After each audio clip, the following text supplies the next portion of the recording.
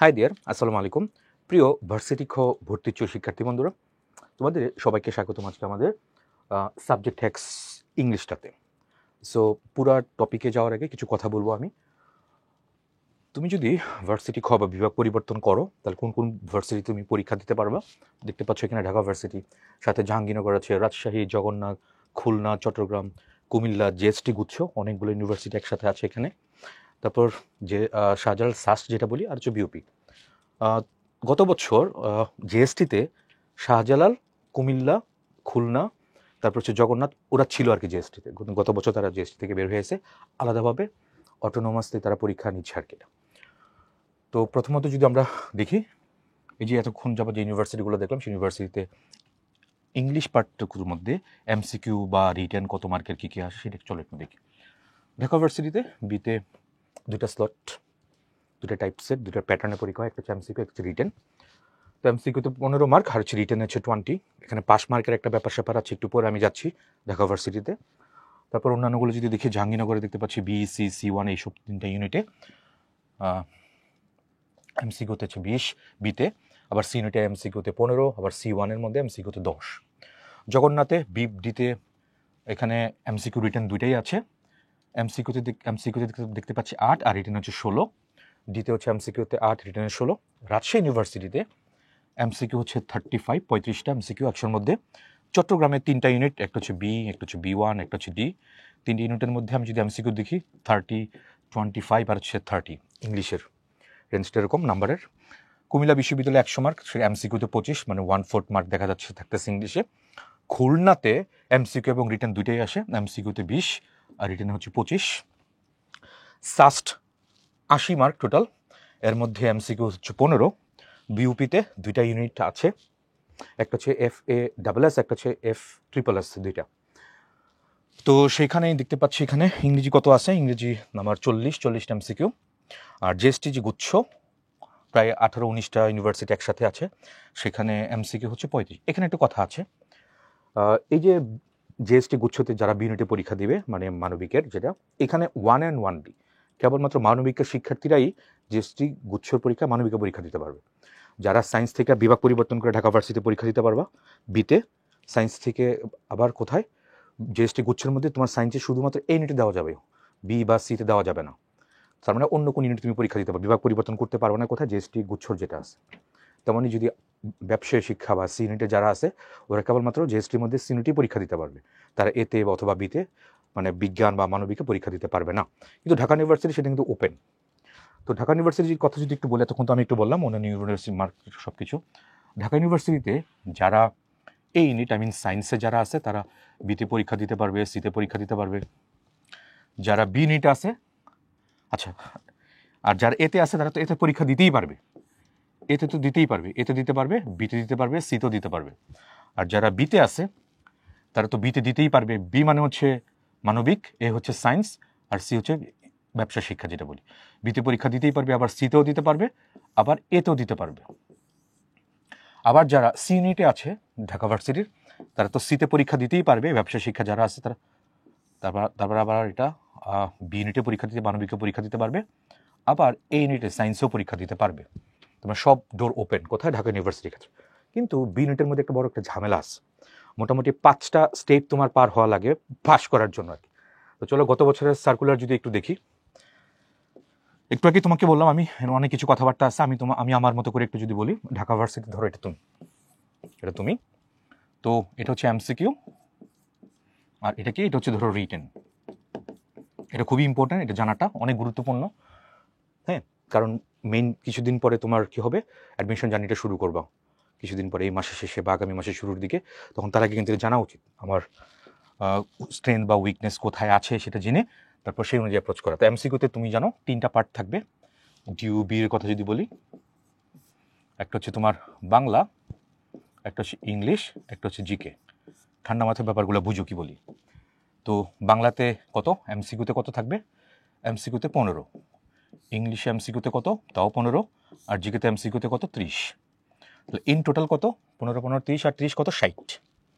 এখানে 60। আর রিটার্নের কথা যদি বলি, বাংলাতে রিটার্ন কত, 20, ইংলিশ রিটার্ন কত, এখানেও 20, আর এখানে কোনো রিটার্ন নেই।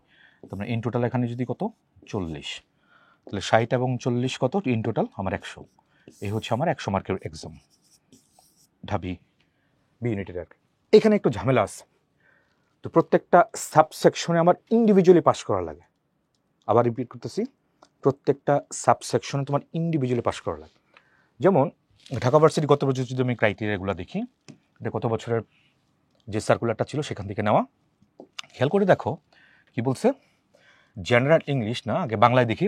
বাংলায় তোমার ন্যূনতম 5 পাওয়া লাগবে। কিসের মধ্যে সেটা? আচ্ছা, ইন টোটাল তো 40, 100তে পাস মার্ক কত? 100তে 40 পেলে পাস আর কি। এটা তো 40 না পেলে তুমি ভর্তির অযোগ্য বলে বিবেচিত হবা ঢাকা ভার্সিটি কনটেক্সট। আর এমসিকিউতে তোমার বাংলায় ন্যূনতম কত 5 পাওয়া লাগবে, ইংলিশে ন্যূনতম কত 5 পাওয়া লাগবে, আবার জিকেতে ন্যূনতম কত 10 পাওয়া লাগবে। ওকে, তাহলে চলো একটু যদি লিখে ফেলাই। বাংলায় তোমার কত পাওয়া লাগবে? নেগেটিভ মার্কিংয়ের পরে ন্যূনতম 5 পাওয়া লাগবে। ইংলিশে নেগেটিভ মার্কিংয়ের পরে কত পাওয়া লাগবে? 15তে 5 পাওয়া লাগবে। এখানে 15তে 5 পাওয়া লাগবে, এখানে 15তে 5 পাওয়া লাগবে, আর 30-এ নেগেটিভ মার্কিংয়ের পরে কত পাওয়া লাগবে? 10। তাহলে কত? 10, 5, 15 আর কত 20, ইন টোটাল 20। তাহলে 20 হলে দেখা যাচ্ছে তুমি এমসিকিউতে পাস না। 20 পাইলে হবে না, 20 পাইলে হবে না। এখানে 5, এখানে দেখো 5, আর এখানে কত 10। 20 পাইলে হবে না, কমপক্ষে সর্বমোট কত পাওয়া লাগবে? 24। তুমি ধরো 20 পাইছো, কমপক্ষে ওই মার্ক ওই রেঞ্জ কিন্তু তুমি এখানে টাচ করতে পারো না, তার মানে তুমি ঢাকা ভার্সিটি কনটেক্সট তুমি পাস না, তোমার খাতা হয়তো চেক করবে না আর কি এটা। সো প্রত্যেকটা সাবসেকশন আমার ইন্ডিভিজুয়ালি পাস করা লাগে। তাহলে এখানে দেখো, এখানে 5, এখানে 5 এবং 10, কত হওয়ার কথা? 20 হওয়ার কথা, কিন্তু 20 পাইলে হবে না, আমার পাওয়া লাগবে কত? 24। তার মানে আমার 60-এর মধ্যে কত পাওয়া লাগবে? 24 পাওয়া লাগবে। ওকে, তারপর যদি দেখি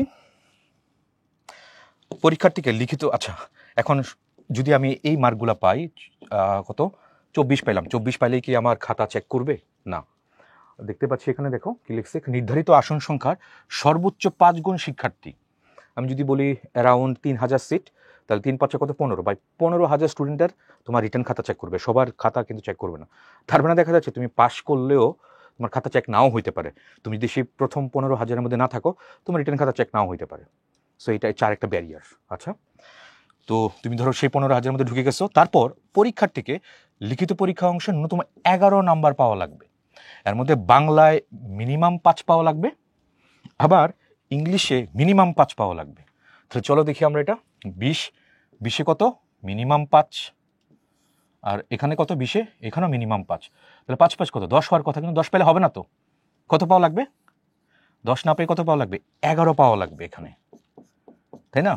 তার মানে দেখো এখানে কত? 24, আর এখানে কত? 11। তাহলে 24 + 11 কত হয়? 4 আর 1 5, 35। কিন্তু 35 পেলে তো হবে না, কি কথা ছিল? তোমার 40 পাওয়া লাগবে। তাহলে এইখানে আবার 35 না, 35 না পেয়ে আবার কত? এই হচ্ছে 40। তাহলে কতগুলো স্টেপ দেখো, 5টা স্টেপ কিন্তু এটা। হ্যাঁ, 5টা স্টেপ।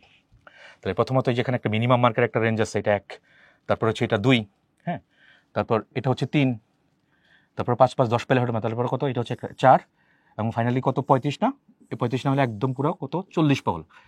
এই হচ্ছে মোটামুটি ঢাকা ভার্সিটিতে 5 স্টেপ অ্যাপ্রোচ আর কি।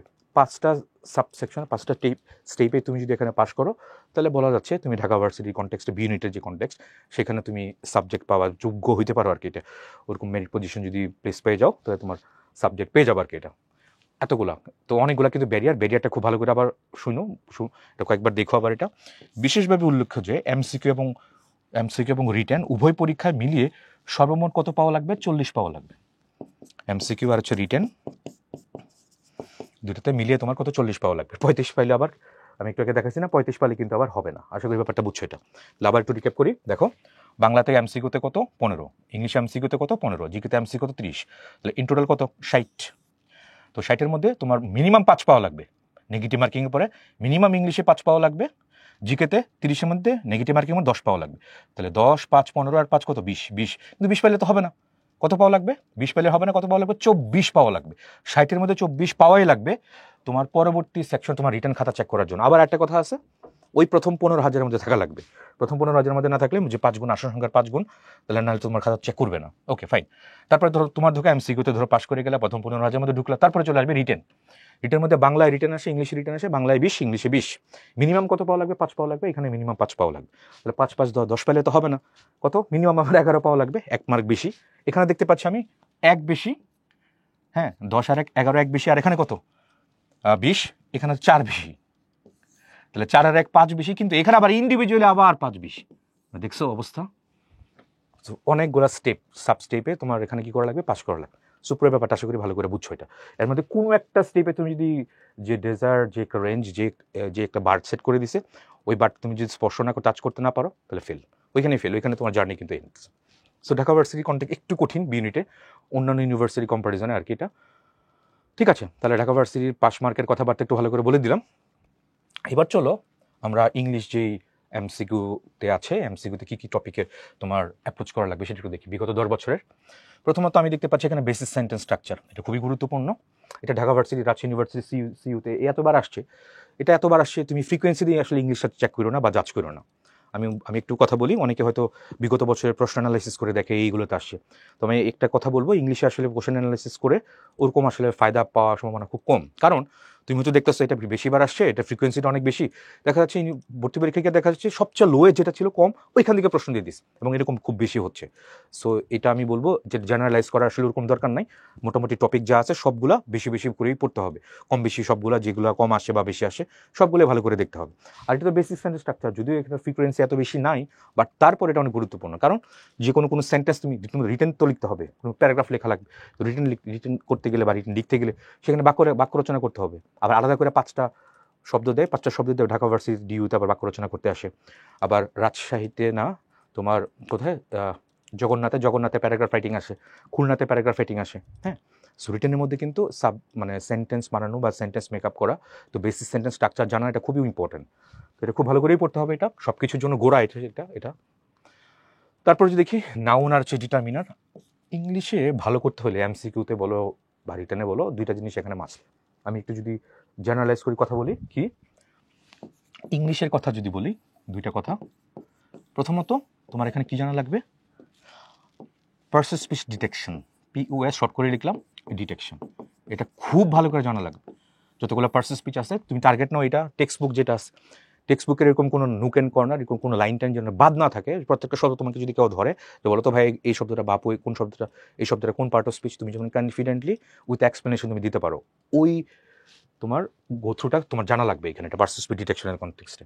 এটা ইংলিশের ক্ষেত্রে। আরেকটা কি, আরেকটা যদি আমি ভোক্যাবস, এই দুইটা ভালো করে যদি তোমার ঠিকঠাক থাকে, তাহলে দেখা যাচ্ছে সব জায়গায় তুমি অনেক ইজিলি গোথ্রু করতে পারবা। এখন পার্সন স্পিচ ডিটেকশন বা ডিইউতে দেখা যাচ্ছে টেক্সচুয়াল সব কিছু বেশি আসে, রিটেনের মধ্যে টেক্সচুয়ালি বেশি আসে। একটা তোমার এক্সপ্লেনেশন রাইটিং আসে, এটা বইয়ের বাইরে থেকে আসতে পারে। আবার FA triple S non textual, বিউপির কথা বলতেছি। আর FA ডাবল এস এর মধ্যে টেক্সচুয়াল প্রশ্ন আসে। তারপর খুলনা যদি বলি, খুলনা ইউনিভার্সিটি রিটেনের মধ্যে দেখা যাচ্ছে তোমার টেক্সচুয়াল কিছু SAQ প্রশ্ন আসে। আবার জগন্নাথের মধ্যে দেখা যাচ্ছে এখানেও কিছু প্রশ্ন, টেক্সচুয়াল কিছু প্রশ্ন কিন্তু আসে। সো টেক্সট বুকের গুরুত্ব কিন্তু অনেক বেশি। সো আমি বলবো HSC তুমি যে গত 2 বছর যে টেক্সট বুকটা পড়ছো, এটা খুব ভালো করে একদম থরলি, একদম এই যে মেইন যে ক্লাসটা শুরু হবে তোমার এই মাসের শেষে বা আগামী মাসের শুরুতে, এই যে একটু গ্যাপ আছে, একটা পরীক্ষা হয়তো তোমাদের বাকি আছে, সেই পরীক্ষার আগে এই গ্যাপের মধ্যে টেক্সট বুকটা আবার ভালো করে একটু থরলি রিভাইজ করে ফেললাম। তো শুধু এরকমভাবে পড়া, শুধু যে অর্থ পড়তেছি, নট লাইক দ্যাট। এখানে পার্সন স্পিচ ডিটেকশন, তারপর ভোক্যাবুলারি, হ্যাঁ, তারপর অ্যাপ্রোপ্রিয়েট প্রিপোজিশনস, তারপর স্পেলিং, হ্যাঁ, গুরুত্বপূর্ণ যেই শব্দগুলো আছে এগুলার কী বলে গ্রুপ ভার্ব হইতে পারে। তো এইগুলো খুব একদম থরলি ভালো করে পড়ে ফেলা আর কি। এটা তাহলে পড়লেই যে কিছুদিন পরে তোমার যে অ্যাডমিশন যে জার্নি, সেখানে তুমি অনেক রিলিফ পাবো। আদারওয়াইজ কিন্তু তোমার সার্ভাইভ করাটা অনেক কঠিন হয়ে যাবে। এই ব্যাপারটা ভালো করে মাথায় রেখো আর কি। তো ইংলিশের ক্ষেত্রে তোমার দুটো জিনিস ফোকাস করা লাগবে, একটা হচ্ছে পার্সন স্পিচ ডিটেকশন, একটা ভোক্যাবস। এই দুইটা ভালো করে করতে পারলে তোমার জার্নি পুরো স্মুথ হবে। এই দুইটাতে যার সমস্যা থাকবে তার ইংলিশ জার্নিতে আটকে যাওয়ার সম্ভাবনা অনেক বেশি থাকবে। অনেক প্রশ্ন দেখবা, তুমি রুলস পড়তেছো কিন্তু পরীক্ষা দেখবে অ্যাপ্লাই করতে পারতেছো না। কেন? তো রুলস পড়তেছি, পরীক্ষা অ্যাপ্লাই করতে পারছি, তাহলে সমস্যাটা কোথায়? সমস্যা হচ্ছে দেখো, রুলস পরীক্ষা আমি অ্যাপ্লাই করতে পারতেছি না, ধরো শূন্যস্থান আকারে দিস, তাহলে শূন্যস্থান আকারে যদি দুইভাবে আসতে পারে, একটা গ্রামাটিক্যাল আরটা কি, একটা হচ্ছে ভোক্যাব বেসড। তো গ্রামাটিক্যাল যেহেতু করলে আমার তো পার্সেল স্পিচ ভালো করে জানা লাগবে, ওইটা না জানলে আমি ঠিকঠাক করে শব্দটা এখানে ইনসার্ট করতে পারবো না, সো এটা প্রবলেম হয়ে যাচ্ছে। আবার দেখা যাচ্ছে শব্দটা দিছে, শব্দটা আমি অর্থই জানি না, তাই আমি সামনে কীভাবে সেখানে আমি ইনসার্ট করবো বা বসাবো, এটাও সমস্যা হয়ে যাবে। সো এটা খুব ঠান্ডা মাথায় ভালো করে পার্সেল স্পিচ ডিটেকশন এবং ভোক্যাবস এর দিকে একদম গো থ্রু করতেই হবে, এটা মাস্ট ফরজ আর কি, এটা ইংলিশি কনটেক্সট। তো যেগুলো টপিক বেস অ্যাপ্রোচ করতেছিলাম আমরা, বেসিক সেন্টেন্স স্ট্রাকচার দেখলাম, তারপরে দেখলাম নাউন ডিটারমিনার, এটাও ইম্পর্টেন্ট। নাউনের মধ্যে মোটামুটি যে চারটা যদি বলি, চারটা টাইপসের তোমার টপিক পড়া লাগবে নাউনের মধ্যে। প্রথমত নাউনের পজিশনসগুলো, কোন জায়গায় বা বাক্যে কোন জায়গায় নাউন বসতে পারে। তারপর নাউনের টাইপস, কয় ধরনের নাউন আছে, এবং এই টাইপসের রূপান্তর। দেখা যাচ্ছে একটা নাউন প্রপার থেকে কমন আসতে পারে, হ্যাঁ, অন্যান্য যে নাউনগুলো প্রপার থেকে কমন আসতে পারে, কালেক্টিভ থেকে কমন আসতে পারে, হ্যাঁ, ম্যাটেরিয়াল থেকে কমন আসতে পারে, অ্যাবস্ট্রাক্ট থেকে কমন আসতে পারে। তো এই যে ইন্টারচেঞ্জগুলো বা ট্রান্সফরমেশনগুলো হচ্ছে, এটা কিভাবে হয় এটা জানা লাগবে। তারপর হচ্ছে নাউনের ফরমেশন, নাউনটা কিভাবে গঠিত হয়, এই যে কোন সাফিক্স দিয়ে নাউন গঠিত হয়, এটা ভালো করে জানা লাগবে। তো চারটা কি বললাম, নাউনের পজিশনসগুলো, তারপর হচ্ছে নাউনের টাইপস, তারপর নাউনের ট্রান্সফরমেশন, আর শেষটা কি বললাম, নাউনের ফরমেশন। এই চারটা জিনিস ভালো করে বুঝালাম। তো নাউনের সাথে আবার এখানে ডিটারমিনার আছে। ডিটারমিনার মানে কি, পড়ে আসছে এটা এইচএসসির মধ্যে, নাউনটার পজিশনটা, মানে নাউনটা কেমন, নাউনটা কি সিঙ্গুলার নাকি প্লুরাল, এটা কি গণনাবাচক নাকি অগণনাবাচক, এটা কি নির্দিষ্ট নাকি অনির্দিষ্ট, যে শব্দগুলো বোঝাচ্ছে পরের নাউনটা কেমন, এই শব্দগুলোতে তুমি বুঝো পরের নাউনটা কেমন, তাহলে সেগুলোকে বলে ডিটারমিনার বা নির্দেশক বলি আমি এটা। যেমন এটা কি সিঙ্গুলার নাকি প্লুরাল, এ বয় দিয়ে, এ দিয়ে কি বুঝতে পারছি পরের বয়টা আমি সিঙ্গুলার দেখতে পাচ্ছি, তাহলে এ আর্টিকেল, এটা কি, এটা ডিটারমিনার, রাইট। সো ডিটারমিনারটা খুব ভালো করে পড়তে হবে। এখানে ডিটারমিনারসের মধ্যে আরও আছে কি, few, little, a few, a little, the few, the little, এগুলো ইন্ডিলসে একদম। তারপর সাম হচ্ছে এরকম একটা ডিটারমিনার, অ্যাডজেক্টিভ বলতে পারো, এটা কাউন্টেবল আনকাউন্টেবল দুটার আগে বসতে পারে। I have some friends countable, তুমি তার আগে সাম বসাইছো। ভাত খেতেছো, আর কিছু ভাত লাগবে, I need some rice, so uncountable তুমি সাম বসাইছো। সেরকম কিছু হচ্ছে ডুয়াল মানে দুটার আগেই হয়, কাউন্টেবল নাউনের আগে হয়, আনকাউন্টেবল নাউনের আগে, এগুলো খুব ভালো করে পড়তে হবে এখানে ডিটারমিনার্সগুলো। তারপর তার সাথে আর্টিকেল এ এন এবং দা কোন জায়গায় বসে, কোথায় বসে না, এক্সেপশনালগুলো খুব ভালো করে পড়তে হবে এটা স্পেশালি, হ্যাঁ। যেমন সুপারলেটিভের আগে নর্মালি দা বসে, কিন্তু মাঝে মাঝে তো কম্পারেটিভের আগে আর্টিকেল দা বসতে পারে। অফ দ্য টু থাকলে তখন কম্পারেটিভের আগে আর্টিকেল দা বসে। তারপর ডাবল কম্পারেটিভ থাকলে দ্য সুনার দ্য বেটার, এগুলো খুব ভালো করে দেখতে হবে, এবং অবশ্যই টেক্সচুয়াল লাইনগুলোও ভালো করে দেখতে হবে, ঠিক আছে। তারপর চলো সামনে দেখেছি আমরা নাম্বার চেঞ্জ।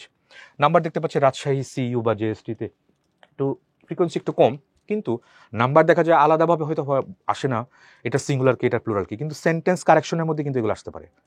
ধরো the data that he presented was fake, data শব্দটা তো প্লুরাল, আমি তো এই যে সিঙ্গুলার প্লুরাল কিন্তু অন্যভাবে হয়তো এভাবে আসে নাই, পরীক্ষায় প্রশ্ন হয়তো করে নাই ডেটা শব্দটা এটা কি সিঙ্গুলারটা কি এভাবে দেয়নি, কিন্তু একটা সেন্টেন্স কারেকশনের মধ্যে একটা সেন্টেন্স প্রডিউস করে দিছে, তারপর জিজ্ঞেস করছে এটা কি ঠিক নাকি ভুল, ওইভাবে। সো ডিরেক্টলি হয়তো নাও আসতে পারে, কিন্তু অন্য কোনোভাবে সেন্টেন্স কারেকশনের মধ্যে কিন্তু এগুলো দিতেই পারে।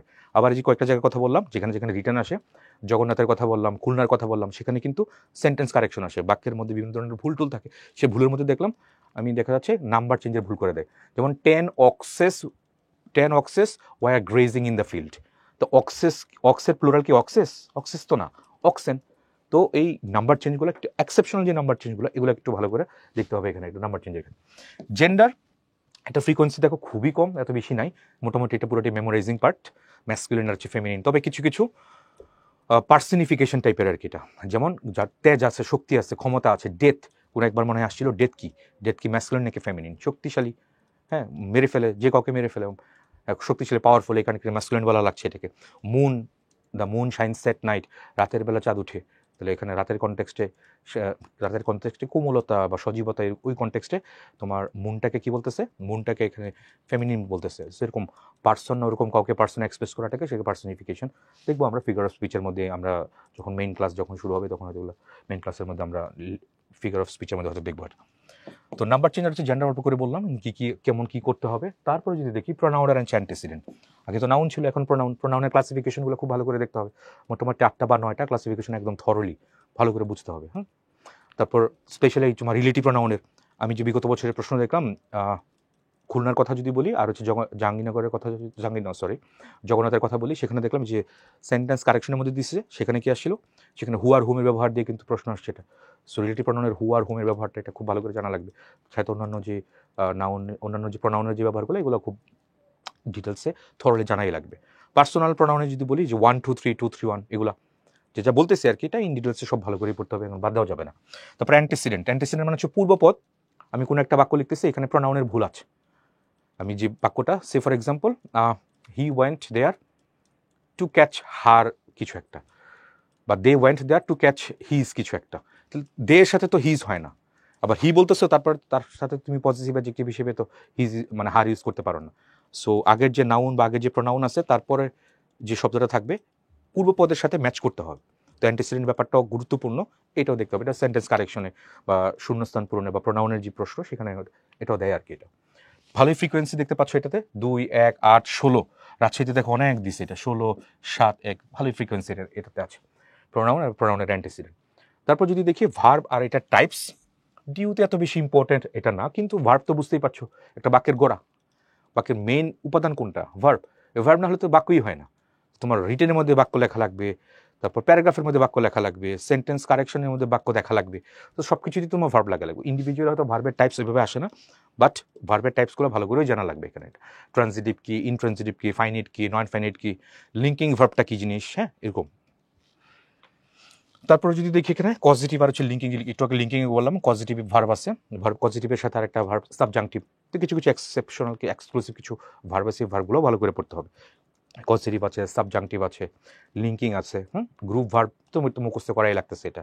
তারপর আর কি কি আছে, ফ্যাক্টিটিভ ভার্ব আছে, এগুলো একটু কম আসে ফ্রিকোয়েন্সি, এগুলো একটু কম, বাট মোটামুটি ওভারঅল যত ধরনের ভার্ব টাইপস আছে সবগুলোই মোটামুটি জানা লাগে।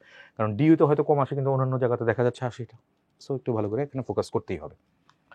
তারপর দেখি ইউজ অফ মোডালস। মোডাল সাধারণত দুইটা, একটা হচ্ছে প্রাইমারি মোডাল, অক্সিলারির কথা যদি বলি প্রাইমারি অক্সিলারি, একটা হচ্ছে মোডাল অক্সিলারি। অক্সিলারি দুইটা, প্রাইমারি অক্সিলারি, একটা হচ্ছে মোডাল অক্সিলারি। তো প্রাইমারি অক্সিলারি মানে কি, পরিবর্তনশীল অক্সিলারি, সাবজেক্ট চেঞ্জ হলে যেসব অক্সিলারি চেঞ্জ হয়ে যায় তাকে প্রাইমারি অক্সিলারি বলে। আর মোডাল অক্সিলারি সাবজেক্ট চেঞ্জ হলে ওইসব অক্সিলারি চেঞ্জ হয় না, আনচেঞ্জ থাকে, এগুলো বলে মোডাল অক্সিলারি। আর কিছু কিছু মোডাল অক্সিলারি ভার্ব দেখা যাচ্ছে এটা আবার মেইন ভার্বের মতো কাজ করতে পারে, ওকে আবার সেমি মোডাল ভার্ব বলা হয়। এই যে কথাটা বললাম এটা বেশি ইম্পর্টেন্ট। হ্যাঁ, এটা মেইন ভার্বও হইতে পারে, এটা আবার মোডাল অক্সিলারিও হইতে পারে। যেমন নিড হইতে পারে, ডেয়ার হইতে পারে, ইউজ টু হইতে পারে, এগুলো সেমি মোডাল ভার্ব বলা হয় এগুলোকে। এটি মেইন ভার্বও হয়, মোডাল হয়। তো মোডাল আবার কিছু কিছু মোডালের গুরুত্বপূর্ণ ব্যবহার, যেমন হ্যাড ব্যাটার কোথায় হয়, উড রেদার কোথায় হয়, তো এগুলো খুব ভালো করে পড়তে হবে আর কি। তারপর যদি দেখি ভার্বালস, এটার ফ্রিকোয়েন্সি এত নাই, 1, 1, 2, 1, 6, 11। সিইউতে দেখা যাচ্ছে এখানে বেশি, এটা ফ্রিকোয়েন্সি অনেক বেশি। তো ভার্বালসটা কোনটা, ভার্বালসটা হচ্ছে আমার তিনটা, নন ফাইনাইট ভার্বকে তিন প্রকার আমি ভাগ করি এটা। একটা হচ্ছে জিরান, একটা হচ্ছে পার্টিসিপল, একটা হচ্ছে ইনফিনিটিভ। সো কোনটা জিরান, কোনটা পার্টিসিপল, পার্টিসিপল আবার তিন প্রকার, প্রেজেন্ট পার্টিসিপল, পাস্ট পার্টিসিপল, আবার পারফেক্ট পার্টিসিপল। খুব ভালো করে গুছিয়ে থোরলি কিন্তু এগুলো পড়তে হবে, নাহলে কিন্তু অনেক জায়গায় তুমি এটা ধরতে পারবে না আর কি। তুমি হয়তো ভাবতেছো চট্টগ্রামে এতবার আসছে, ডিইউতে মাত্র 2বার আসছে, হুনোস তুমি হয়তো ডিইউতে ফ্রিকোয়েন্সি দেখে এটা তো স্কিপ করলে, কিন্তু দেখাও ডিইউতে গিয়ে দেখা এই প্রশ্ন আসছে। সো ইংলিশ গ্রামারটা পুরোটা একটার সাথে একটা ইন্টারলিঙ্ক করা। রিক্সা বা সাইকেলের চেইন দেখো নাই, পুরো রিক্সা বা সাইকেলের একটা পার্ট একটার সাথে পুরোটা লাগে, পুরো একটা বিশাল বড় চেইন হচ্ছে, এবং সেই চেইন চলার কারণে পুরো রিক্সাটা বা সাইকেলটা চলতেছে। এমনই ইংলিশটা এরকমই, তুমি একটা পার্ট হ্যাঁ কম পড়তে পারো, বাট একদম বাদ দিব এরকম না, কিন্তু এটা কম পড়তে পারো, কম ইম্পর্টেন্স দিতে পারো, কিন্তু একদম বাদ দেওয়া না। কারণ আউট অফ দ্য বক্স যদি প্রশ্ন আসে তখন যেন পরীক্ষায় পারি, ওই জায়গাটা অবশ্যই ফোকাস রাখাতে হবে। ওকে, তাহলে ভার্বালস। তারপর রাইট ফর্ম অফ ভার্বস, এটা খুবই ইম্পর্টেন্ট। দেখতেই পাচ্ছ এটা ফ্রিকোয়েন্সি কত বেশি, এখানে স্টারের সংখ্যা দেখতে পাচ্ছ। আবার এখানে দেখো সিইউতে দেখো, সিইউতে 35 বার, জেএসটিতে 17, তারপর রাজশাহীতে 36, 18, 7, 17, ডিইউতে 17, অনেক বেশি। এটা ফ্রিকোয়েন্সি অনেক বেশি, তার মানে এটা খুব ভালো করে বুঝতেই হবে, পারতেই হবে, জানতেই হবে এটা। আচ্ছা, তারপর দেখি কন্ডিশনালস। নর্মালি মোটা দেখে যদি বলি কন্ডিশনালস, এখানে ফ্রিকোয়েন্সি বেশ ভালোই, কম না। এখানে আবার দেখতে পাচ্ছি একটাতে খুব বেশি, সিইউতে দেখা যাচ্ছে অনেক বেশি। মোটামুটি তিনটা, একটা হচ্ছে ফার্স্ট কন্ডিশনাল, একটা সেকেন্ড কন্ডিশনাল, একটা থার্ড কন্ডিশনাল, একটা স্পেশালটা কোনটা, জিরো কন্ডিশনাল। এটা স্ট্রাকচার জানা লাগবে, এটা দিয়ে শূন্যস্থান পূরণ আসতে পারে। আবার এটাতে যে বললাম যেসব জায়গাতে তোমার সেন্টেন্স কারেকশনে আসে রিটেনের মধ্যে, জগন্নাথে আর হচ্ছে তোমার খুলনাতে, সেখানে কিন্তু এই কন্ডিশনের ভুল থাকে কিন্তু। সো ভুলগুলো ধরে তোমার কন্ডিশনালগুলো ঠিক করা। সো এটাও বাদ দেওয়া যাবে না, এটাও পড়তেই হবে এটা। তারপর দেখি যদি বলি সাবজেক্ট ভার্ব এগ্রিমেন্ট, এটার ফ্রিকোয়েন্সি একটু কম রাইট ফর্ম অফ ভার্বসের জায়গা থেকে, যদি দেখি একটু কম, বাট এটার রুলসগুলো যে মিস করা যাবে তা না। এটা ডিউতে দেখা যাচ্ছে ওরকমভাবে দেয় নাই, বাট ডিউতে কিন্তু আসতেই পারে, না আসবে যে এরকম না। টপিক অন্য ইউনিভার্সিটিতে আসলে ইউনিভার্সিটিতে আসে নাই, তো সেটা স্কিপ করলে হবে না, এটাও দেখতে হবে এটা। তারপর যেটা সাবজাংটিভ কথা বলছিলাম, ওই যে পজিটিভের যখন বললাম তখন তো বলেছিলাম এটা, যে পজিটিভ লিঙ্কিং ভার্ব হচ্ছে সাবজাংটিভ, এটা একটা ভার্ব, স্পেশাল টাইপসের একটা ভার্ব, এটাও পড়া লাগবে। ডিউতে দেখা যাচ্ছে আসে না, জগন্নাথে, তারপর একবার আসছে সিইউতে, জিএসটিতেও আসছে, কম ফ্রিকোয়েন্সি, বাট পড়া লাগবে এটা। তারপর tense and sequence of tense, এ তো ছোটোবেলা থেকেই পড়তেছো টেন্স, তো সিকোয়েন্স অফ টেন্স এটা এত বেশি নাই, বাট একটা জায়গাতে সিইউতে দেখা যাচ্ছে ফ্রিকোয়েন্সিটা বেশ ভালোই, 27।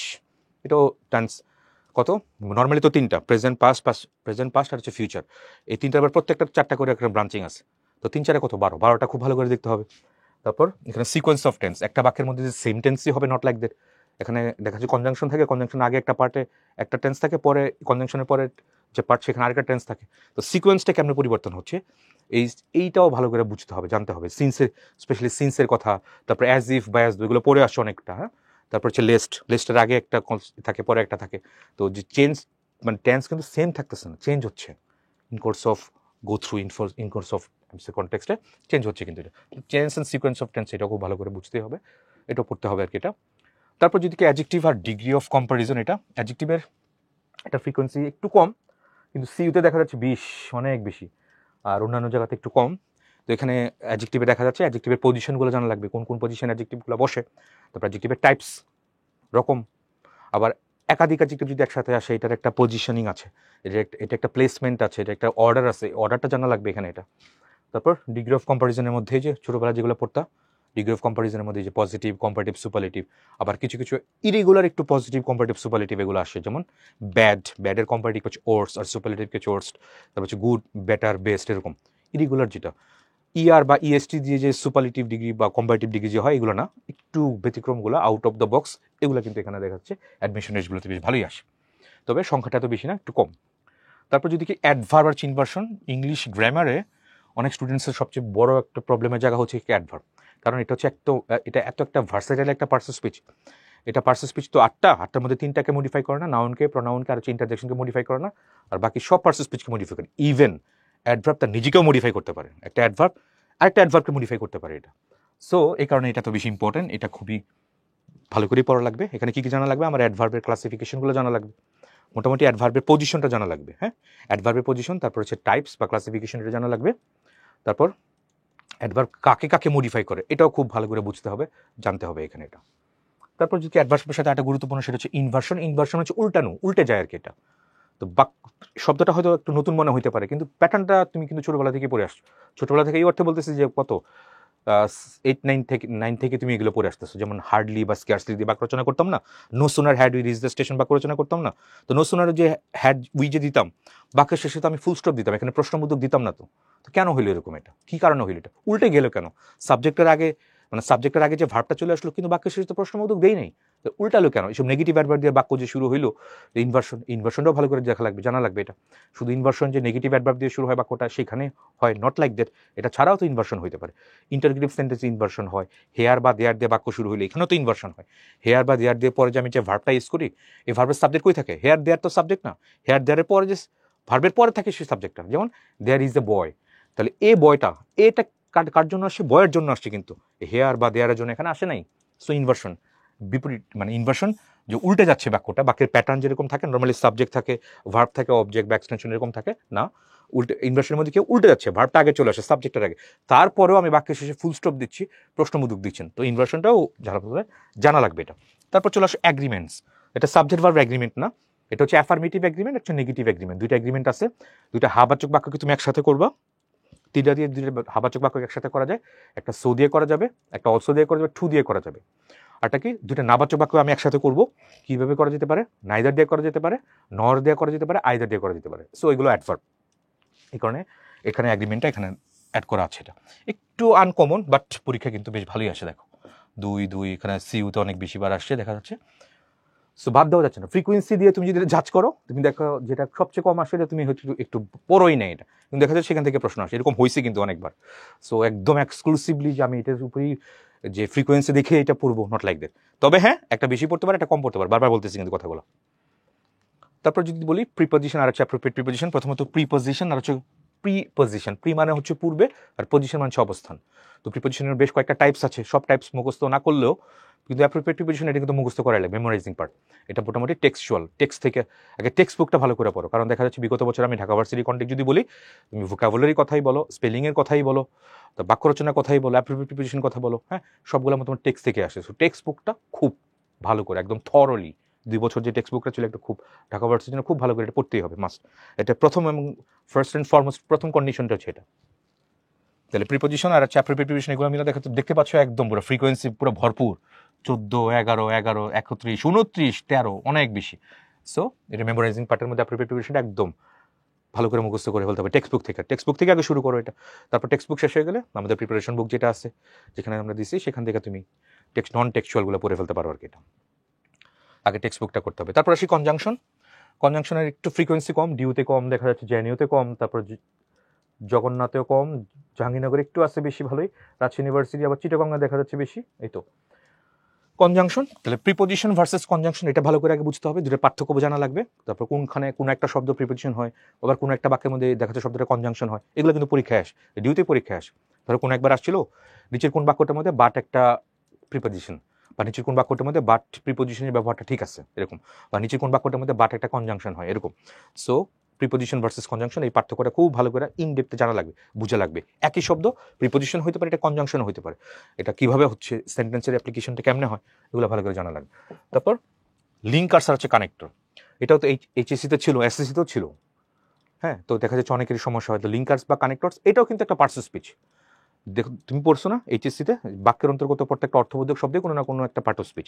তো শূন্যস্থান দেখা থাকতো না, কোনো একটা বাক্যের আন্ডারেই তো শূন্যস্থান থাকতো, শূন্যস্থানটা মিসিং। তো মিসিং শব্দটা বাক্যের একটা অংশ, তো বাক্যের একটা অংশ মানে এটা কোনো না কোনো পার্টস অফ স্পিচ, তাই না?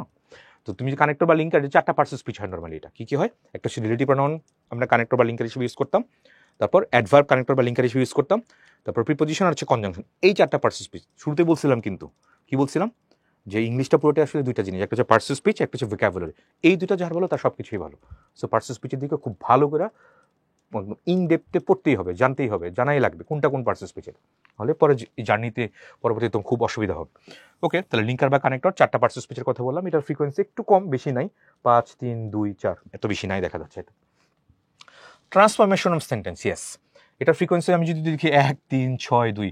ট্রান্সফরমেশন অফ সেন্টেন্স আসলে দুইটা ভাগে যদি ভাগ করি সেন্টেন্সগুলোকে, একটা হচ্ছে ফাংশনাল, একটা হচ্ছে স্ট্রাকচারাল। স্ট্রাকচারাল কোনটা? 3টা, কি কি? সিম্পল, কমপ্লেক্স, হচ্ছে কম্পাউন্ড। আরেকটা কথা বলি, সিম্পল, কমপ্লেক্স, কম্পাউন্ড এই 3টা হয়তো আমরা পড়ছি, কিন্তু গতবার দেখলাম বিউপির প্রশ্ন যখন সলভ করতে গেলাম দেখা যাচ্ছে সেখানে এক্সট্রা একটা টাইপ দিচ্ছে, সেটা কোনটা? সিম্পল, কমপ্লেক্স, কম্পাউন্ড তো আছেই, তার সাথে আরেকটা দিচ্ছে কমপ্লেক্স কম্পাউন্ড। নিচের কোনটা কমপ্লেক্স কম্পাউন্ড সেন্টেন্স, এরকম কিন্তু প্রশ্ন দিচ্ছে। তো তার মানে দেখা যাচ্ছে আউট অফ দ্য বক্স নামকরণ কিন্তু চেঞ্জ হয়ে যাচ্ছে বা আছে বাইরে, কিন্তু এগুলো আমরা জানা লাগবে, বোঝা লাগবে এটা। তেমনই তারপর আবার যদি ফাংশনালি বাক্যের কথা বলি, কি পড়েছিলা? অ্যাসার্টিভ পড়েছিলা, ইন্টারোগেটিভ, ইম্পারেটিভ, এক্সক্লামেটরি, অপটেটিভ, এগুলো না? তো এখন দেখা যাচ্ছে অ্যাসার্টিভ ছাড়া ডিক্লারেটিভ সেন্টেন্সটা ইউজ করতেছে। তো ওই যে নাম যে চেঞ্জ হচ্ছে বা চেঞ্জ যে হচ্ছে, এই বিকল্প নামগুলোও জানা লাগবে আমার এটা। হ্যাঁ, তো সেন্টেন্স ট্রান্সফরমেশন, আগে সেন্টেন্সগুলো চিহ্ন লাগবে, তারপর ট্রান্সফরমেশন। তো ট্রান্সফরমেশন দেখা যাচ্ছে শর্ট সিলেবাসে তো মনে হয় ছিল না, সিম্পল, কমপ্লেক্স, কম্পাউন্ড ছিল না। তো ওই সেন্সে হয়তো বিগত বছরে এগুলো একটু কম দিচ্ছে আর কি এটা, বাট আসতে পারে এই বাক্যের এটা কমপ্লেক্স কি, এটা সিম্পল কি, এটা কম্পাউন্ড কি, এরকম কিন্তু আসতে পারে। সো এটা বোঝা লাগলে আবার একটা বাক্য সিম্পল, কমপ্লেক্স, কম্পাউন্ড জানা লাগবে, আবার কি আবার পার্টস অফ স্পিচ জানা লাগবে, কোথায় ক্লজ মার্কার আছে, কোথায় ক্লজ মার্কার নাই, কোনটা কনজাংশন, কোনটা প্রিপোজিশন, অনেক কিছু একটা সাবঅর্ডিনেট ক্লজ, কোঅর্ডিনেট ক্লজ, এগুলো জানা লাগবে। এটা ক্লজ চিনতে গেলে তো আবার ফাইনাইট ভার্জন লাগবে। দেখছো একটার সাথে একটা পুরো লিঙ্ক, ইন্টারলিঙ্ক। তুমি চাইলে এটাকে আসলে সাইডে রেখা, একদম বাদ দিয়ে সামনে অ্যাপ্রোচ করতে পারবে না আসলে খুব সহজে। তারপর আসি ভয়েস, বুঝতেই পারছো ভয়েসের ফ্রিকোয়েন্সিটা বেশ ভালোই, খারাপ নাই। ঢাকা ভার্সিটিতে 8, জগন্নাথে দেখতে পাচ্ছি 10, জাহাঙ্গীরনগরে 10, রাজশাহীতে অনেক বেশি দেখা যাচ্ছে 20, সিইউতে আবার 7, আবার জিএসটিতে একটু কম 3। ভয়েস অ্যাক্টিভ, প্যাসিভ, এটা গুরুত্বপূর্ণ যেগুলো হচ্ছে নর্মালি কোনটা, নর্মালি যেগুলো বাই ছাড়া যে প্যাসিভগুলো হয়, সবসময় প্যাসিভ করতে গেলে আমরা তো বাই ইউজ করি, তো দেখা যাচ্ছে কিছু কিছু প্যাসিভ আমাদের বাই ছাড়া হয়, এগুলো একটু ভালো করে দেখতে হবে। আর একটা এক্সেপশনাল যেগুলো একটু দেখো, আউট অফ দ্য বক্স যেগুলো গতানুগতিকভাবে আমরা যেগুলো দেখি না বা জানি না, সেগুলো একটু পরীক্ষাগুলোতে আসে। কোয়াশি প্যাসিভটাও দেখা যাচ্ছে পরীক্ষায় আসে ভয়েস। তারপর হচ্ছে ন্যারেশনও তো এটা তুমি পড়ে আসছো না, প্যাসেজ ন্যারেশনগুলো পড়ছো। তো দেখা যাচ্ছে কোথায়, জগন্নাথে দেখা যাচ্ছে প্যাসেজ ন্যারেশন বেশ কয়েকটা টাইম স্লটে পরীক্ষা হয়তো একটা স্লটের মধ্যে মনে হয় প্যাসেজ ন্যারেশন আসছিল। সো রিটেনের মধ্যে এটা দিতে পারে, এটা এইচএসসিতে যেরকম পড়লো আর কি। এটা ফ্রিকোয়েন্সি এত বেশি নাই, 6, 2, 19, 5, 5 এরকম, এত বেশি ফ্রিকোয়েন্সি এখানে নাই। তারপর যদি দেখি আমি ট্যাগ কোশ্চেনে দেখতে পাচ্ছি এত কম, ঢাকা ভার্সিটিতে ওরকম আসে নাই 10 বছর বিগত, কিন্তু রাজশাহীতে, সিইউতে বা জেইউতে, জাহাঙ্গীরনগরে দেখা যাচ্ছে আসছে। রাজশাহীতে অনেকবার আসছে, সিইউতে চট্টগ্রামে তো অনেকবার আসছে, এটা জগন্নাথে জাহাঙ্গীরনগরে আবার 5 বার এরকম দিছে। এমবেডেড কোশ্চেন, এটা অনেকের কাছে নতুন মনে হতে পারে। এমবেডেড শব্দটার মধ্যে মানে কি, এটা হচ্ছে খচিত বা ইনসার্টেড, মানে প্রশ্নের মধ্যে আরেকটা প্রশ্ন যখন প্রশ্নবোধক একটা বাক্য যখন ঢুকে তখন সেটা অ্যাসার্টিভ আকারে আর কি যুক্ত হয় আর কি এটা। সো ইনসার্টেড একটা প্রশ্ন আকারে অন্য একটা বাক্যের মধ্যে একটা প্রশ্নবোধক বাক্য যখন ইনসার্টেড হয় কিভাবে হয়, এটা স্ট্রাকচারটা কেমন হয়, সেটা আর কি এমবেডেড কোয়েশ্চেন। তো এটা দেখতে পাচ্ছি ঢাকা ভার্সিটিতে 2বার, জগন্নাথে 1বার, রাজশাহীতে 2বার, সিইউতে 4বার, এত বেশি এটা ফ্রিকোয়েন্সি না, একটু কম। তারপরে সবচেয়ে ইম্পর্টেন্ট হচ্ছে দুইটা ইংলিশ গ্রামারের মধ্যে, ফ্রেজ এবং ক্লজ ডিটেকশন। এটা অনেকেরই কঠিন লাগে, যদিও এইচএসসিতে কিছুটা ছিল, যেমন প্রিপোজিশনাল ফ্রেজ ছিল মডিফায়ারের মধ্যে, ইউজ এ প্রিপোজিশনাল ফ্রেজ বা ইউজ এ নাউন ফ্রেজ বা রিলেটিভ ক্লজ ইউজ করো, এরকম ছিল আর কি এটা। তো ওইখানে যদি একটু ভালো করে পড়ে থাকো তাহলে কিন্তু এটা ভালো করে অনেক ইজিলি স্মুথলি এটা পারার কথা আর কি এটা। তো সমস্যা নেই, এটা ভালো করে জানা লাগবে। ওটার ফ্রিকোয়েন্সি আমি একটু যদি দেখি, ক্লজ আর ফ্রেজ তো এখানে এত বেশি দেখতে পাচ্ছি নাই, কমই আছে। জগন্নাথে দেখতে পাচ্ছি 1বার দিছে, জাহাঙ্গীরনগরে 3বার, রাজশাহীতে 24বার দিছে, সিইউতে 13বার, জেএসটিতে আবার 5বার। ক্লজটা আবার দেখতে পাচ্ছি এটা জগন্নাথে না, সরি, জাহাঙ্গীরনগরে 5বার, রাজশাহীতে 21বার, সিইউতে আবার 8বার, আবার জেএসটিতে মাত্র 4বার। ঢাকা ভার্সিটির কথা ভেবে দেওয়া নেই, তার মানে এটা না ঢাকা ভার্সিটির আমি স্কিপ করবো এরকম না, কিন্তু এটা অবশ্যই ভালো করে পড়তে হবে। বইয়ের মধ্যে যেহেতু আছে এটা অবশ্যই আসতে পারে, বই থেকে কোনো একটা লাইন পিক করে জিজ্ঞেস করবে এখানে কোন ক্লজ বা কোন ফ্রেজ আছে, এটাও ভালো করে পড়তে হবে, বাদ দেওয়া যাবে না আর কি। টেক্সট বুকের মধ্যে তুমি বহুত বহুত তুমি ক্লজ ফ্রেজ পেয়ে যাবে এগুলোতে। সো আশা করি এগুলো ভালো করে পড়ে আসছো, না পড়লে আমাদের ক্লাসে দেখাবো এগুলো কোর্স অফ টাইমের মধ্যে এটা। তারপর হচ্ছে মডিফায়ার্স। ইয়েস, মডিফায়ার্সটা এইচএসসিতে পড়ে আসছো। দুইটা মডিফায়ার আছে, একটা হচ্ছে প্রি মডিফায়ার, একটা হচ্ছে পোস্ট মডিফায়ার। আগে বসলে সেটা হচ্ছে প্রি, পরে বসলে পোস্ট। আবার কিছু কিছু হচ্ছে ডুয়াল, এটা প্রি মডিফায়ারও হতে পারে, পোস্ট মডিফায়ারও হতে পারে। যেমন অ্যাডজেক্টিভ, অ্যাডজেক্টিভ নাউনের আগেও বসতে পারে, নাউনের পরেও বসতে পারে। হ্যাঁ, অ্যাডভার্ব অ্যাডজেক্টিভের আগেও বসতে পারে, অ্যাডভার্ব কিন্তু আবার অ্যাডজেক্টিভের পরেও বসতে পারে। সো প্রি পোস্ট দুইটাই হয়। এটা দেখা যায় ডিউতে দেখা যাচ্ছে 1বার দিচ্ছে এটা, জাহাঙ্গীরনগরে 1বার, রাজশাহীতে 3বার, সিইউতে 4বার, জেএসটিতে 1বার। একটু ফ্রিকোয়েন্সি কম, বাট দিতেই পারে, বলা যায় না এটা। তারপরে সেন্টেন্স কারেকশন, সবচেয়ে বেশি হাই ভোল্টেজ একটা টপিক, এটা সবচেয়ে বেশি। এটা রিটেনের আসে, এমসিকিউতে আসে, কোথায় না সবখানে এটা আসে। এবং অনেক স্টুডেন্ট বলে যে ভাইয়া এটা তো আমার অনেক সমস্যা হয়। ইয়েস, সেন্টেন্স কারেকশন তিনটা আমি যদি একটু একটু ক্যাটাগরাইজ করি, দেখো সেন্টেন্স কারেকশন, ক্লজ এবং ফ্রেজ, এই তিনটা হচ্ছে একদম ইংলিশের টপ মোস্ট লেভেলের তিনটা টপিক। এই তিনটা টপিকে তুমি যদি ভালো করতে মাস্টার হইতে চাও তাহলে তোমার বেসিক গোড়াতে পার্সেল স্পিচ ডিটেকশন, যতগুলো পার্সেল স্পিচ ডিটেকশন খুব ভালো করে জানা লাগবে। কারণ এই পার্সেল স্পিচের উপর বেস করেই তোমার কি হয়, noun clause, adjective clause, adverbial clause, noun phrase, adjective phrase, adverb phrase, তাই না? পার্সেল স্পিচের সাথেই কিন্তু ক্লজ ফ্রেজটা রিলেটেড। আবার বাক্যের মধ্যে কী ধরনের ভুল আছে, সেই শব্দটা ভুল থাকলে এটা তো কোনো না কোনো parcel speech. Parcel speech detection ভালো করে না জানলে এই সেন্টেন্স কারেকশনও ভালো করে পারা যাবে না। এই দিকে ভালো করে খেয়াল রাখতে হবে। দেখো মোটা দাগে যদি বলে ওইটাই আর কি, পার্সেল স্পিচ ভালো করে পারবা, ভোকাবুলারি পারবা, বাকি সব স্মুথ, আর কিছুই না। তাহলে সেন্টেন্স কারেকশন দেখেছে ফ্রিকোয়েন্সি যদি বলি 20বার ঢাকা ইউনিভার্সিটিতে, ডিউতে 20বার, তারপর জাহাঙ্গীরনগরে দেখতে পাচ্ছি 24বার দিচ্ছে, জগন্নাথে 1বার, রাজশাহীতে আবার 32বার, সিইউতে 10বার, জেএসটিতে আবার 9বার। তার মানে ফ্রিকোয়েন্সির দিকে যদি চিন্তা করি এটা অনেক বেশি বার আসছে এটা সেন্টেন্স কারেকশন। সেন্টেন্স কারেকশন জানতে গেলে তো আমার যত ধরনের গ্রামার আইটেম আছে সব জানা লাগবে এটা, কারণ যে কোনো ধরনের ভুল থাকতে পারে এটা। রিডান্ডেন্সি নাম শুনেছো, হ্যাঁ, ড্যাংলি মডিফায়ার নাম শুনেছো, এগুলো তো দেখা এখন ফ্রিকোয়েন্সি হতো নাই, কিন্তু এগুলো থেকে প্রশ্ন আসে, প্রশ্ন কই আসে এখানে সেন্টেন্স কারেকশনের মধ্যে এগুলো উঠাই দেয়। তারপর দেখো এটা 4একটা ধরনের ভুল বের করা, পিন পয়েন্ট অ্যারো ডিটেকশন। এটা দেখা যাচ্ছে জগন্নাথে 3বার দিছে, জাহাঙ্গীরনগরে 5বার দিছে, রাজশাহীতে তোমার 4বার, সিইউতে 65বার। মাই গুডনেস, এটা সিইউ চট্টগ্রাম ইউনিভার্সিটি একটা ট্রেডমার্ক কোয়েশ্চেন দেয়, পিন পয়েন্ট অ্যারো ডিটেকশন। ব্যাপারটা কি আসলে বুঝতেই পারছো, অ্যারো ডিটেকশন, ভুল খুঁজে বের করা। একটা বাক্যের মধ্যে 4টা জায়গায় আন্ডারলাইন করা থাকবে, এ বি সি ডি, পুরো বাক্যটার মধ্যে 4টা জায়গার মধ্যে কোন জায়গায় ভুল আছে, যে জায়গাগুলো আন্ডারলাইন করে না এটা হচ্ছে এই জায়গার জন্য বেইজ মানে এগুলো ঠিক আছে। তো ঠিক জায়গাটাকে আমি ফিক্সড রাখা 4টা জায়গায় যে আন্ডারলাইন করে দেবে, 4 জায়গার মধ্যে কোন কোন জায়গায় ভুল আছে সেই ভুলগুলো খুঁজে বের করতে হবে। ভুলগুলো না, ভুলটা খুঁজে বের করতে হবে। একটাই উত্তর থাকবে, এক জায়গাতেই ভুল থাকবে, সেই ভুল জায়গাটা খুঁজে বের করে সেটা বৃত্তপাত করতে হবে। এতে ভুল থাকলে এ জায়গাতে হবে, বিতে ভুল থাকলে বি, সি ডি। সেন্টেন্স কারেকশনের মধ্যে 4টা বাক্য থাকে, এতে বাক্য থাকে, বিতে বাক্য থাকে, সিতে থাকে, ডিতে বাক্য থাকে। কিন্তু পিন পয়েন্ট ডিটেকশনের মধ্যে শব্দ থাকে, শব্দ বা একটা বা দুইটা শব্দ থাকে, বা একাধিক শব্দও থাকতে পারে। এটা তো সেন্টেন্স আকারে থাকে না, পুরো একটা সেন্টেন্স থাকে, সেন্টেন্সে পিন পয়েন্ট জায়গা পয়েন্টিং করা থাকে 4টা জায়গার মধ্যে, কোন জায়গায় এখানে ভুল আছে সেটা খুঁজে বের করা। এবং দেখতে পাচ্ছি পিন পয়েন্টটা হচ্ছে তোমার জাতীয় কোয়েশ্চেন, একদম ন্যাশনাল কোয়েশ্চেন অফ সিইউ, 65বার দিচ্ছে এটা। মাই গুডনেস, সবচেয়ে বেশি মনে হচ্ছে। তারপর যদি দেখি প্যারালালিজম, একটু ডিফারেন্ট, এটা সিইউতে দেখা 4বার দিচ্ছে। এটা বাদ দিলে যে হবে নট লাইক দ্যাট, কারণ তুমি টেক্সট বুকটা ভালো করে পড়ো, বহুত জায়গায় তুমি প্যারালালিজমের কথাটা পাবা, বহুত জায়গায় টেক্সট বুকের এরকম অনেক লাইন আছে, তুমি সরাসরি এখানে প্যারালালিজম অ্যাপ্লাই করতে পারবা। সো সিইউতে আসছে 4 বার, তার মানে ডিইউতে আসবে না বা অন্য কোনো ইউনিভার্সিটি আসবে এরকম না, কিন্তু এটা সেন্টেন্স কারেকশনের মধ্যে দিতে পারে। এটা একটা বাক্যের মধ্যে 4 জায়গাতে 4টা ভার্ব ইউজ করছে, কিন্তু এক জায়গায় ভার্ব প্লাস আইএনজি দিছে আর 3 জায়গায় দিছে 2 প্লাস ভার্ব বা ভার্বে বেস ফর্ম, হয় নাই তো, যে প্যারালেলিজম ব্রেক হয়েছে, এটা তো সেন্টেন্স কারেকশন অন্য নামে আসতে পারে আর কি, এটা এরকম ব্যাপার। এবং শেষটা ফাইনালি হচ্ছে পাংচুয়েশন। এটা পাংচুয়েশনটা কি, এই যে কমা দাঁড়িয়ে ফুল স্টপ, এটা তো পড়ে আসো এইচএসসিতে, রিটেনের মধ্যে যেটা পড়তে 5 মার্কের জন্য বা 7 মার্কের জন্য, ওইটা এখানে দেখা যাচ্ছে আসে। ডিউতে দেখা যাচ্ছে 2বার, তারপর জেএনইউতে 1বার, জেইউতে 1বার, আবার সিইউতে 8বার। এটা ফ্রিকোয়েন্সি একটু কম, এত বেশি নাই। তারপর দেখতে পাচ্ছি কমপ্লিটিং সেন্টেন্স, এটা কমপ্লিটিং সেন্টেন্স কমপ্লিশন। তো কমপ্লিটিং সেন্টেন্স কোনটা, এখানে 2টা পার্ট, একটা সেন্টেন্স কমপ্লিট করবো, একটা হচ্ছে সেন্টেন্স কমপ্লিশন। কমপ্লিটিং সেন্টেন্স কোনটা, এখানে গ্রামাটিক্যাল আইটেম থাকবে, গ্রামাটিক্যাল স্ট্রাকচার মিল করে তোমার একটা অসম্পূর্ণ বাক্য থাকবে, সেই বাক্যটা পূরণ করতে হবে। আর সেন্টেন্স কমপ্লিশন কোনটা, এটাও শূন্যস্থান আকারে দেওয়া থাকবে, একটা সেন্টেন্সের একটা পার্ট অপূর্ণ থাকবে, সে পার্টটা পূরণ করতে হবে। এবং সেখানে দেখা যাচ্ছে ভোকাবুলারি আধিক্য অনেক বেশি থাকবে, কোথায়, এই পার্টটাতে। কোথায়, আবার বলতেছি, সেন্টেন্স কমপ্লিশনের মধ্যে। আর কমপ্লিটিং সেন্টেন্স এইচএসসিতে করছো, দেখছো না, যে ইফ আই কাম, তারপর শূন্যস্থান দেওয়া থাকতো এরকম আর কি। তো এরকম শূন্যস্থান দেওয়া থাকবে, 4টা অপশন দেওয়া থাকবে, এটা পুরোটাই গ্রামাটিক্যাল। আর নিচেটা দেখা যাচ্ছে সেন্টেন্স কমপ্লিশন, যেটা এটা পুরো ভোকাবুলারি, কোনো একটা শব্দ দেওয়া থাকবে, হ্যাঁ, একটা শূন্যস্থান দেওয়া থাকবে, শূন্যস্থানের মধ্যে 4টা শব্দের ভোকাবুলারির অর্থ জানা লাগবে, অর্থ জেনে তারপর তো আমার শূন্যস্থান পূরণ করতে হবে আর কি। তাহলে এটা দেখা যাচ্ছে বেশ ভালোই আসে।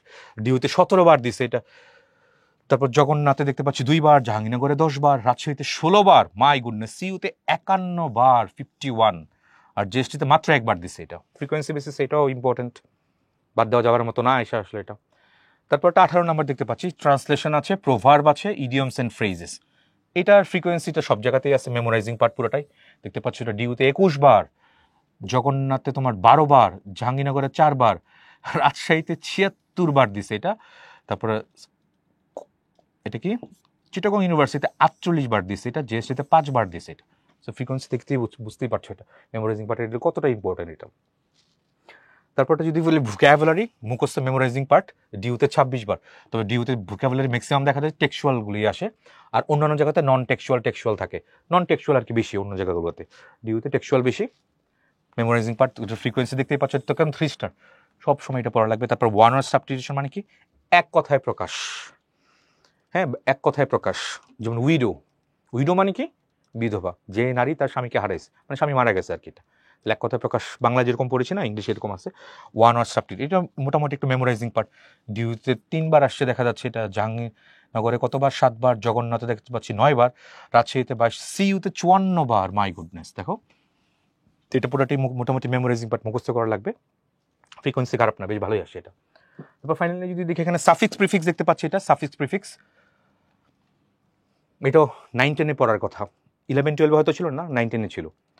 এখানে আবার ওয়ার্ড ফরমেশন হয়, যেমন প্রিজন, তো প্রিজনের ইয়েটা কি, এটার নাউন ফর্মটা কি, বা এটার ভার্বটা কি, এটা ভার্বটা কি হবে, ইমপ্রিজন, প্রিজনের ভার্বটা কি হবে, ইমপ্রিজন, আর প্রিজনের নাউনটা কি হবে, ইমপ্রিজনমেন্ট হয় আর কি এটা। সো এই যে প্রিফিক্স আর সাফিক্স অ্যাড করে কোনো একটা শব্দ নতুন কোনো পার্টস স্পিচে মানে ডেরিভেটিভস ক্রিয়েট করা, এটা দিয়ে হচ্ছে সাফিক্স প্রিফিক্স। এটার ফ্রিকোয়েন্সি এত বেশি নাই, জাহাঙ্গীরনগরে 14বার দেখতে পাচ্ছি, 2 অঙ্ক 2 ডিজিট, আর অন্যগুলোতে কম, অন্যগুলোতে সিঙ্গেল ডিজিট দেখতে পাচ্ছি এটা। অ্যানালজি মানে হচ্ছে আন্তঃসম্পর্ক নির্ণয়। আন্তঃসম্পর্ক নির্ণয়টা কীরকম, একটা পেয়ার দেওয়া থাকবে, এই পেয়ারের সাথে যে সম্পর্ক, নিচের যে 4টা অপশন দেওয়া থাকবে, 4টা অপশন উপরে পেয়ারের সাথে কী সম্পর্ক, ওই সাদৃশ্য একই রকম সম্পর্ক 4টা পেয়ারের মধ্যে এটা খুঁজে বের করতে হবে আর কি। এটা অ্যানালজি মানে হচ্ছে আন্তঃসম্পর্ক নির্ণয়, গিভেন পেয়ারের সাথে অপশনে 4টা পেয়ারের সম্পর্ক কোন জায়গায় ম্যাচ করতেছে সেটা উত্তর করা লাগে আর কি, অ্যানালজি। ডিউতে ওরকম নাই, জাহাঙ্গীরনগর দেখতে পাচ্ছি 6টা, জাহাঙ্গীরনগরে 20টা, জগন্নাথে 6টা, রাজশাহীতে 11টা, সিইউতে 10, জিএসটিতে 3, এত বেশি নাই, এটা ফ্রিকোয়েন্সি বেশ ভালোই কম। এটা মুখস্থ করা লাগবে, অ্যানালজিটা মেমোরাইজিং পার্ট এটা। তারপর যদি কি same word different parts of speech, এতক্ষণ তো ইন্ডিভিজুয়ালি যে noun, pronoun, adjective, verb, adverb পড়লা, এবার একই শব্দ ডিফারেন্ট পার্টস অফ স্পিচ হয়। দেখো শুধু ডিউতে 4বার আসছে, 4বার দেওয়া হয়েছে এটা, আর সিইউতে কয়বার, এটাও 4বার। তো তার মানে ডিউতে পার্টস অফ স্পিচ ডিটেকশনটা ইম্পর্টেন্ট, এটা খুব 10 বছরের মধ্যে 4বারই দিছে, এটা দেখা যাচ্ছে এটা। আচ্ছা, তারপর যদি স্পেলিং, স্পেলিং যদি ডিউ এর কথা বলে টেক্সচুয়াল শব্দগুলো, টেক্সচুয়াল যে গুরুত্বপূর্ণ যে প্যাসেজগুলো আছে, যে গুরুত্বপূর্ণ যে শব্দগুলো আছে, ওগুলো খুব ভালো করে মুখস্থ করতে হবে। যেমন ম্যানিফেস্টেশনটা ইম্পর্টেন্ট, এটা ম্যানিফেস্টেশন বানানটা পরীক্ষায় আসে এটা। তারপর রেস্টাউরেন্ট বানান ছিল টেক্সট বুকের মধ্যে। আরও গুরুত্বপূর্ণ যে বানান, টেক্সচুয়াল বানানগুলো খুব ইম্পর্টেন্ট, এগুলো খুব ভালো করে দেখতে হবে। নন টেক্সচুয়াল আসতে পারে। তো ডিউতে দেখতে পাচ্ছি এটা আছে জগন্নাথে কয়বার, 9 বার, জাহাঙ্গীরনগরে 11 বার, রাজশাহীতে 23, 10, 5। এটা ফ্রিকোয়েন্সি এত বেশি যে বলা যাবে তা না, তবে আশেপাশে ভালোই আসে। স্পেলিং, মেমোরাইজিং পার্ট এটা। তারপর হচ্ছে গ্রুপ ভার্বস, এটা তো মুখস্থ করাই লাগবে। ডিউতে 4 বার দেখতে পাচ্ছি এটা। তারপর জগন্নাথে তোমার 3 বার, জাহাঙ্গীরনগরে 5 বার, রাজশাহীতে 5 বার, সিইউতে 32 বার, তারপর জিএসটিতে মাত্র 3 বার। এটা মোটামুটি কি মেমোরাইজিং পার্ট। তারপর হচ্ছে কম্প্রিহেনশনের ডিইউতে দেখা যাচ্ছে আগে আসতো এমসিকিউতে, এখন দেখা যাচ্ছে ডিইউতে এটার এত বেশি নাই। 10 বছর বিগত আমি 4-5 বছর যদি দেখি, তার আগে আসতো, কিন্তু 4-5 বছর পর যখন রিটেন ইন্ট্রোডিউস করে ফেলছে তখন আর কম্প্রিহেনশন এরকম দেখা যায় না আর কি এটা। কিন্তু অন্যান্য ইউনিভার্সিটিতে আসতে পারে, দেখা যাচ্ছে জগন্নাথে 40, জাহাঙ্গীরনগরে 63, রাজশাহীতে 134, সিইউতে 102 সেঞ্চুরি করে ফেলছে, জিএসটিতে 20। প্রত্যেকবারই দেখা যাচ্ছে জিএসটিতে একটা প্যাসেজ দেয়, এই প্যাসেজের আন্ডারে প্রশ্ন দেয় কিন্তু এটা জিএসটি বিগত 5 বছর। তো জিএসটি তো আর এত আগে হয়নি, বেশ কয়েক বছর হয়েছে মাত্র এটা। সো কম্প্রিহেনশন সব ইউনিভার্সিটির জন্য না, ডিউর জন্য তো নাই, অন্যান্য ইউনিভার্সিটিতে দেখা যাচ্ছে আসে। তারপর text book, info based text book এবং ইনফরমেশন বেসড। এটা স্পেশালি কী টেক্সট বুকটা আমি যদি বলি কোথায় ঢাকা ইউনিভার্সিটি তো মাস্ট টেক্সট বুকটা ভালো করে জানা লাগবে। তারপর বিউপের যেটা FASS এর টেক্সচুয়াল অনেক প্রশ্ন আসে, আর FASSS এর মধ্যে নন টেক্সচুয়াল বেশি দেয়। তারপর জাহাঙ্গীরনগরের কথা যদি বলি, টেক্সচুয়াল এত বেশি আসে না, নন টেক্সচুয়ালি বেশি দেয় ম্যাক্সিমাম ক্ষেত্রে। আর একটু স্পেসিফিক করে যদি বলি, আমি খুলনা ইউনিভার্সিটির কথা বলি, সেখানে কিন্তু রিটেনের মধ্যে এসএকিউতে দেখা যাচ্ছে একটা পার্ট থাকে এসএকিউ, কিছু প্রশ্ন আসবে টেক্সট থেকে যেমন ড্রিম যে প্যাসেজটা, আই হ্যাভ এ ড্রিম, এটা কে লিখছে বা কে বলছে, এটা এরকম টেক্সচুয়াল কিছু প্রশ্ন আসে। ইনফো বেসড আর কি। সো ইনফো বেসড প্রশ্ন দেখা যাচ্ছে ডিউতে 21 বার আগে আসছো, এখন এগুলো কমে গেছে এগুলো। তারপর জাহাঙ্গীরনগরে আসে নাই, জগন্নাথে, জাহাঙ্গীরনগরে 6 বার, রাজশাহীতে 4 বার, সিইউতে 6 বার, আবার জিএসটিতে 3 বার। সো টেক্সট বুকের ইনফো বেসড ব্যাপারটা একটু কম অন্যান্য জায়গাগুলোতে। তারপর যদি দেখি এটা কোথায়, এটা হচ্ছে ইংলিশ লিটারেচার। তো লিটারেচারের মধ্যে ফিগার অফ স্পিচ আছে, কবিতার লাইন থেকে দেখা যাচ্ছে এখানে কোন ফিগার অফ স্পিচ আলোচনা করা হয়েছে, কোন একটা লাইন পিক করে দিবে, দেখবে এটা পার্সনিফিকেশন নাকি অ্যালিটারেশন, হ্যাঁ, নাকি ম্যাটাফোর নাকি সিমিলি, এগুলো পড়াবো আমরা কোর্স অফ টাইমের মধ্যে। তারপর ডিফারেন্ট লিটারেরি জানোরা এটা আছে ডিউর কনটেক্সটে, এটা বুঝতে পারে। জাহাঙ্গীরনগরে 33টা, জগন্নাথে কয়টা, 3টা, রাজশাহীতে 24টা, তারপর সিইউতে 27, জিএসটিতে 3। এত বেশি নাই, বাট এটাও তারপরেও এটা এই ইংলিশ লিটারেচার পার্টটা এটাও ভালো করে জানাম। মিসেলেনিয়াস মানে মিক্সড। এতক্ষণ আমি যে 22টা টপিক দেখালাম, এই 22টার মধ্যে পড়ে না, এটার বাইরে আবার মিসেলেনিয়াসের দিকে তাকাও, ডিইউতে দেখো তো 7টা, ওই টপিকের বাইরে দেখো 7টা প্রশ্ন আসছে বিভিন্ন সময়। তারপর এটা কি, এটা হচ্ছে তোমার জগন্নাথে দেখো 0, জাহাঙ্গীরনগরে 20, রাজশাহীতে 20, সিইউতে 23, জিএসটিতে 01, একবার আসছে মাত্র। সো একদম বাদ দেওয়া যে টপিকগুলো তুমি বাদ দিবা, দেখা যাচ্ছে সেটা মিসেলেনিয়াসের মধ্যে চলে আসছে এটা। সো এই হচ্ছে মোটামুটি আমার কি পুরোটা গোথ্রু। এখন তাহলে পুরোটা গোথ্রু, তার মানে যেই টপিকগুলো লিখছেন এগুলোই পড়লেই হবে, এগুলো সবগুলোই দেখতে হবে কম বেশি, মোরলেস, কোনো কিছু বাদ দেওয়া যাবে না এটা। তো সামনে যেহেতু তোমাদের মেইন ক্লাস শুরু হবে কিছুদিন পরে, তো আমি বলবো এই সময়টা একটা পরীক্ষা মনে বাকি আছে, ওই পরীক্ষাটা দিবাই, সাথে মেইন ক্লাস শুরু করার আগে টেক্সট বুকটা খুব ভালো করে পড়ে ফেলবা। তারপরে টেক্সট বুকটা ভালো করে পড়ে ফেলে তারপরে আমাদের যে মেইন যে ক্লাস শুরু হবে, তখন কিন্তু তুমি এটার বড় অ্যাডভান্টেজ পাবো। তো সবার জন্য শুভকামনা রইল, দেখা হবে মেইন ক্লাসে। That's all for the moment, thank you very much, আসসালামু আলাইকুম।